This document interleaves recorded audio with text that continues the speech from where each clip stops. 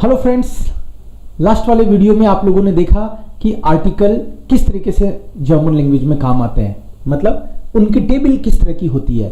The के लिए आप लोगों ने देखा डेयर, दी, दास, दी, डेन, दी, दास, दी, डेम, डेयर, डेम, डेन प्लस एन, ये पूरी टेबल द के लिए है। लेकिन इसके साथ में जर्मन के आर्टिकल न केवल नंबर की बात करते हैं बल्कि केस की भी बात करते हैं, सिंगुलर प्लूरल की भी बात करते हैं, जेंडर की भी बात करते हैं कि ये मैस्कुलिन है कि फेमिनिन है कि न्यूट्रल है कि ये प्लूरल है, सारी चीजें इसमें आती हैं। तो ये बहुत ही यूनिक चीज है, मैंने आपको बताई। द के हिसाब से ये टेबल आएगी और ए के हिसाब से ये वाली टेबल। लेकिन अब इसको प्रैक्टिकली यूज करके देखते हैं क्या मतलब है इसका। कोई भी सेंटेंस, जैसे एक नॉर्मल स्टैंडर्ड सेंटेंस में सब्जेक्ट होता है, वर्ब होती है, ऑब्जेक्ट होता है, जनरली एक ऑब्जेक्ट भी होता है। अब जो डूअर है, सब्जेक्ट तो हर बार डूअर होगा, कोई भी काम करने वाला है वो सब्जेक्ट है, और ऑब्जेक्ट जैसे मान लो मैं बोलूं आई एम परचेजिंग कार, तो आई सब्जेक्ट हो गया, कार ऑब्जेक्ट हो गया। I am purchasing the car, I am purchasing the computer. So अब केस की बात थोड़ी सी करते हैं हम लोग कि जर्मन लैंग्वेज में मैंने आपको बोला डेयर, दी, दास, दी है, ये फर्स्ट लाइन तो सब्जेक्ट के लिए है और सेकंड और थर्ड लाइन ऑब्जेक्ट के लिए है। कई लोगों को यह समझ में नहीं आता कि ये सेकंड वाला ऑब्जेक्ट काम में लेना है या थर्ड वाला ऑब्जेक्ट काम में लेना है।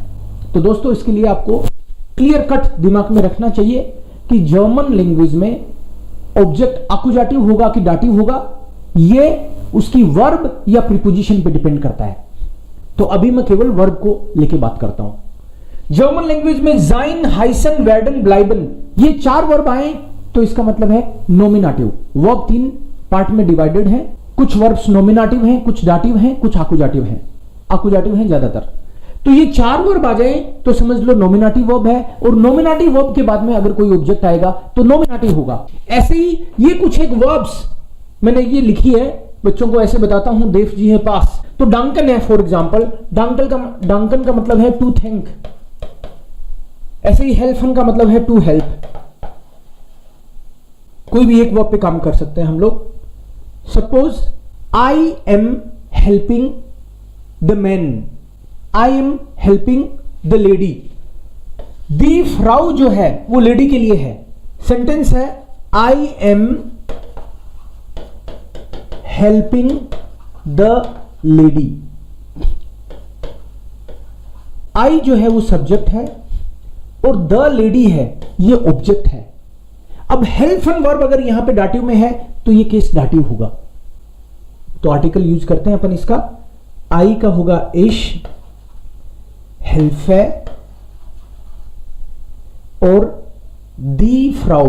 ओरिजिनली दी फ्राउ होता है, लेकिन चूंकि ये वर्ब डाटिव है, वर्ब डाटिव क्यों है? डाटिव की लिस्ट में है, ये समझ लो आप। तो ये वर्ब डाटिव है तो दी फ्राउ हम लोग यहां पे फेमिनिन की टेबल में देखेंगे। यहां तो मैंने नॉमिनेटिव और आकुजाटिव भी लिखा है, इसमें देखते हैं। ये दी का डाटिव में डेयर है, तो आर्टिकल ऐसे काम करेगा, इश हेल्फ है डेयर फ्राउ हो जाएगा। इश हेल्फ है डेयर फ्राउ, ये आर्टिकल डाटिव लिया इसने।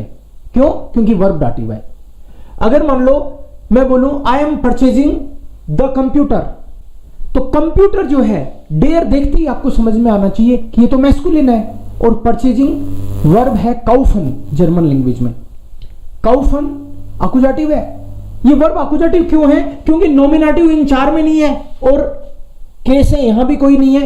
काउफन वर्ब आकुजाटिव है जर्मन लैंग्वेज के हिसाब से, जैसे यहां पे इस वर्ब का कंजुगेशन करके देखा है मैंने। So I am purchasing the computer, मेरे को बोलना है। हाँ, हमने लिख रखा है कि कंप्यूटर तो है मैस्कुलिन, जहां भी डेयर आ गया वो चीज मैस्कुलिन है, तो कंप्यूटर तो मैस्कुलिन है। तो पहली बात तो, और ये जो काउफन वर्ब है, हर बार आपको सेंटेंस में वर्ब देखते ही पता चलना चाहिए कि ये आकुजाटिव है, डाटिव है या नॉमिनेटिव। डाटिव वर्ब्स यहां पे ऑलरेडी दे रखी है मैंने, अभी फॉर द टाइम बीइंग इतनी लर्न करो। नॉमिनेटिव वर्ब यहां दे दी, तो ये काउफन इन दोनों के अलावा आई है, इसका मतलब ये आकुजाटिव है। ऐसे ही मान लो कोई कल को जूखन वर्ब आ जाए तो वो आकुजाटिव, कोई और वर्ब आ जाए त्रिंकन, आकुजाटिव। सो अब सेंटेंस हमको बनाना है, I am purchasing the computer. Computer का आर्टिकल आपको डेयर बताया, और आई जो है वो सब्जेक्ट है, और परचेजिंग जो वर्ब है वो आकुजाटिव है। तो ये मैस्कुलिन है और वर्ब आकुजाटिव है, हमको मैस्कुलिन आकुजाटिव चाहिए। तो इश्काउफ है, यहां तक तो सेंटेंस हमने बना लिया, इश्काउफ है। अब हमको द कंप्यूटर लिखना है, लेकिन मैस्कुलिन और आकुजाटिव। डेयर का आकुजाटिव डेन, यहां भी देख सकते हो आप, मैस्कुलिन में नॉमिनेटिव डेयर है तो आकुजाटिव डेन। आकुजाटिव क्यों ले रहे हैं? क्योंकि वर्ब आकुजाटिव है। इश्काउफ है, डेन कंप्यूटर आएगा। इश्काउफ है, डेन कंप्यूटर। दोस्तों वर्ब आकुजाटिव यहां पे है, और उसके बाद में थिंग जो है, ये जो भी नाउन आ रहा है यहां पे, ये नाउन ऑब्जेक्ट है और आकुजाटिव है। ऑब्जेक्ट इसलिए क्योंकि सब्जेक्ट यहां पे ऑलरेडी है, मैं खरीद रहा हूं द कंप्यूटर। अब द की बजाय सपोज मेरे को यह बोलना होता आई am purchasing a computer, the नहीं लिखता। सपोज मैं द के लिए द के टेबल ले रहे हैं हम लोग, अ बोल दूं मैं, suppose I am purchasing a computer. दोस्तों द के लिए हम लोग द की टेबल ले रहे थे, ये द की टेबल है ऊपर वाली, द डेयर दी, और ये अ की टेबल है, ये द की इधर, ये भी, और ये अ की। जहां मैस्कुलिन में डेयर लिखा हुआ है, ये द की टेबल है, तो इसी के सीध में अ की टेबल है। जब आप ध्यान से देखोगे यहां पे, तो आइन के सीध में आकुजाटिव में आइनन लिखा हुआ है, तो ये सेंटेंस बनेगा इश्काउफ है आइनन कंप्यूटर। इश्काउफ है आइनन कंप्यूटर। ये वर्ब डिसाइड कर रही है कि ऑब्जेक्ट आकुजाटिव होगा, लेकिन फिर टेबल ये देखनी पड़ेगी, अ कंप्यूटर की बात कर रहे हो तो यह, और द कंप्यूटर की बात कर रहे हो तो यह। हमने सेंटेंस बनाया था आई एम हेल्पिंग द लेडी, तो देखो द के लिए हमने द की टेबल यूज करी थी, लेकिन हेल्पन चूंकि वर्ब डाटिव है, हेल्पन डाटिव वर्ब है, इसलिए हमने जो डाटिव था केस फेमिनिन का, दी फ्राउ है तो फेमिनिन का दी का डेयर हो गया, I am helping the Frau.